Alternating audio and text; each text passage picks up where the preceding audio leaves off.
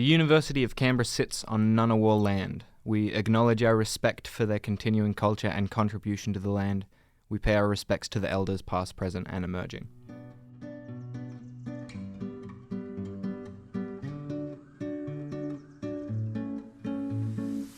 Listening to Canberra Voices is produced by the Faculty of Arts and Design at the University of Canberra. Welcome to On the Wall with Duncan Brown.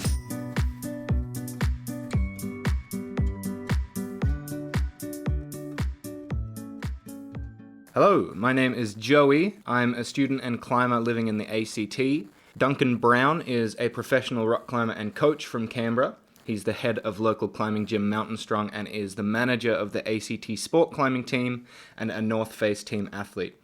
Brown has climbed all throughout the world, from the Blue Mountains in Australia all throughout Europe and Asia. How you going today, Duncan? Good, mate. It's nice to be here having a chat. We've got a few questions for you. We're going to start with a question kind of revolving around Canberra specifically. Sure. So, you've climbed all around the world. What's unique about Canberra? The people, the outdoor climbing environment? What made you decide that this was the place to set up your own gym? So I grew up near Canberra and I've spent a lot of my life living in Canberra. So I'm obviously quite familiar with the place, and even when I went abroad and lived in a lot of different parts of the world, Canberra was always somewhere to come home to. And it's always been somewhere I feel sort of suits my lifestyle a lot. It's a very outdoorsy sort of place, and for a major city, it has sort of unparalleled access to the outdoors. As anyone who lives in the area or has visited would know, it's set up in such a way that from basically anywhere in town you can be out in the bush, you can be riding a bike, going for a hike within moments in some cases, and minutes at worst. And then we have very close access to the mountain ranges to the south, the coast. There's climbing, there's skiing, there's running, there's paddling, there's all these things that are just around the corner. And that's the main reason why I've always found Canberra to be somewhere that I always come back to, because it really does suit my recreational needs and my lifestyle. I think that I can personally attest to that. I feel very lucky to have grown up in Canberra and to have been surrounded by like-minded people within Canberra as well. I think that the fact that Canberra is the bush capital is a huge factor in why so many people are so active in Canberra, I think. And being able to, go out and walk for 30 minutes and be somewhere where no one else is going to find you is really, really unique and enjoyable about Canberra. And I think I agree with everything that you're saying there.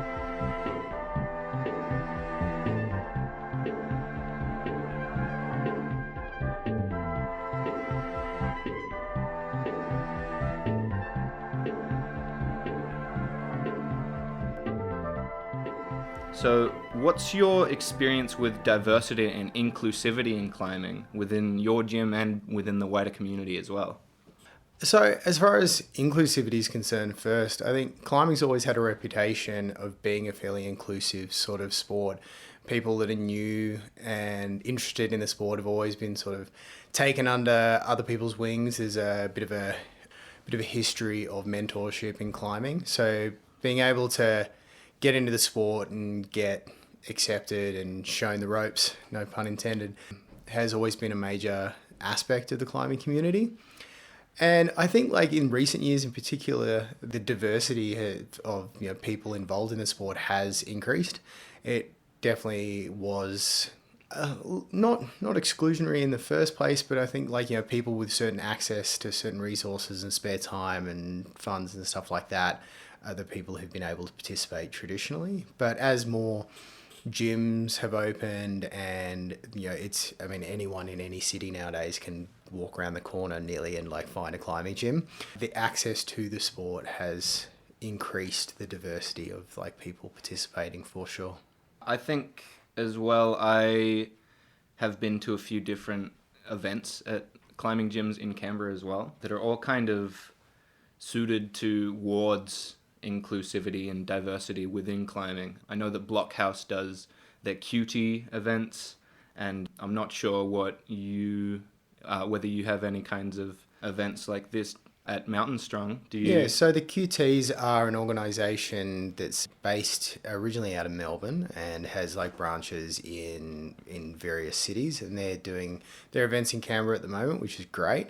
We don't specifically have events like run by the QTs or specifically for particular groups, but we're a very inclusive sort of facility. We're owned by by two queer people who also like happen to be like, well, I have a Maori background. My business partner is a paraclimber. Like, we're very obviously like a broad spectrum of different groups ourselves, and we make sure that we're very inviting to a wide range of different people. Awesome. I think that one of the things that I've noticed, especially within Canberra, with me getting into climbing, I've started climbing over the last sort of year and a half, maybe, and I've been super lucky to be very welcomed into the community, and I've never met a climber that I climb with that is not inclusive, and I think that that's just a testament to how good this community is about these kinds of issues. Yeah, I think it's definitely something that the climbing community does well, at least in my experience. Yeah. The climbing community is very inviting and friendly, and whatever your backgrounds or affiliations might be, the community doesn't really care. They just, if you're interested in climbing and keen to participate, then you're extremely welcome.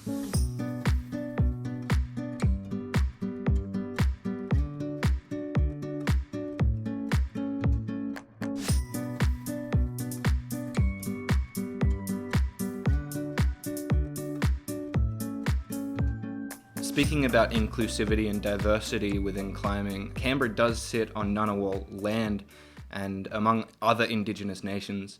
So are there any specific ethical considerations or customs that need to be taken into consideration when climbing in these kinds of areas?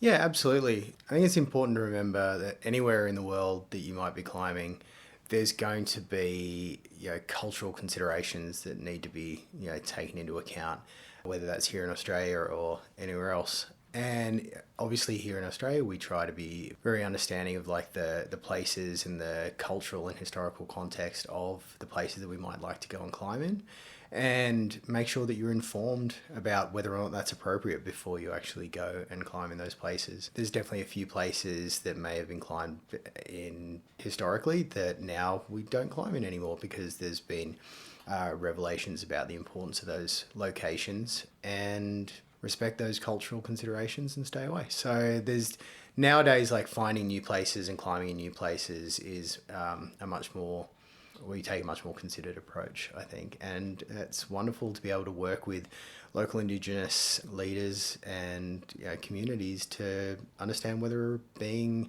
in an area to recreate is appropriate or not. Awesome. I think that it's important to think about new climbers in this kind of environment as well. How do you think the climbing community in Canberra does at informing new climbers and letting people know that this is something that needs to be taken into consideration? Yeah, I think there's a lot more information out there nowadays about how to engage appropriately with the outdoors. Most of the gyms, we have signage that refers you to some of those best practices, as well as resources where you can learn more. And most of the online resources in particular for where to find outdoor climbing areas and find information about that your local climbing, there's usually some sort of like access and cultural context provided alongside that information. So yeah, I think we're doing a lot better these days, and it's easier nowadays with everything being web-based and everyone having much easier access to that information and being able to update and inform people a bit more regularly and clearly. I think that information is easier to come by now, and I think it's better disseminated because of those platforms. Yeah, I agree with you a lot. Over my last sort of year and a half of climbing and getting into this sport, I've only actually been able to go outdoors a handful of times, but I've enjoyed each one, and I've always been very aware of the cultural issues beforehand, before actually going out. And I think that the people that I've surrounded myself with in this community have been pivotal in making sure that I am aware of these things. And I consider myself, when I talk to new climbers as well, I like to inform them about the things that I've been taught as well. And I think that it's a great testament to the community, again, that we are able to talk about these issues and let people know that there's something that needs to be considered in a way that's very open and inclusive as well. I think that we do a really good job about how we're treading around these issues. Yeah, absolutely. I think both the climbing community and the community at large, I think, is a lot better at having these conversations and in keeping each other informed these days than we might have been 20, 30 years ago. And that's a great thing. It only makes things better for everyone.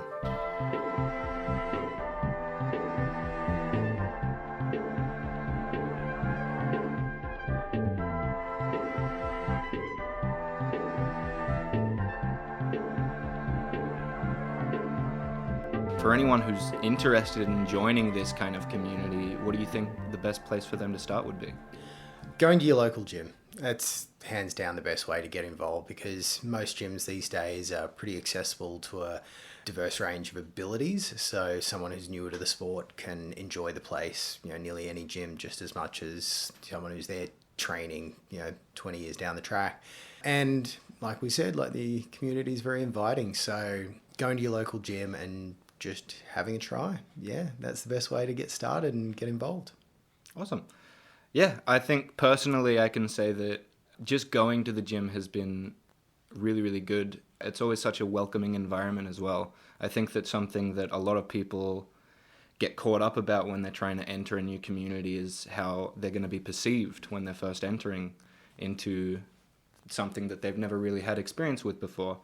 And I think that from my experience, I never really felt out of place, even when I was starting and even when I really didn't know what I was doing.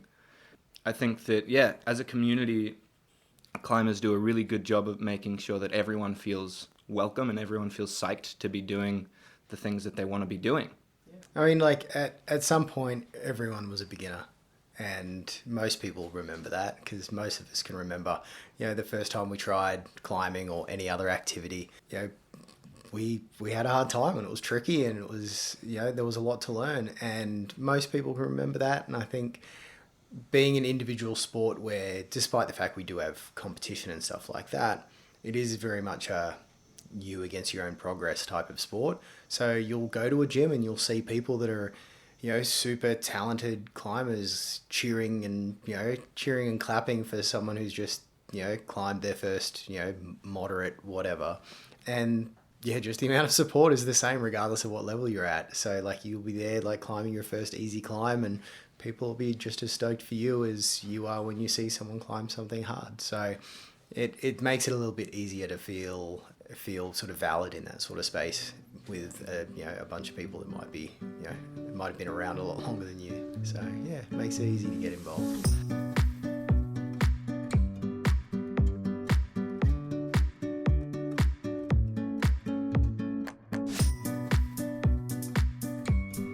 Interviewing Duncan Brown was an insightful experience. Being able to talk to someone who was so invested in climbing was eye-opening.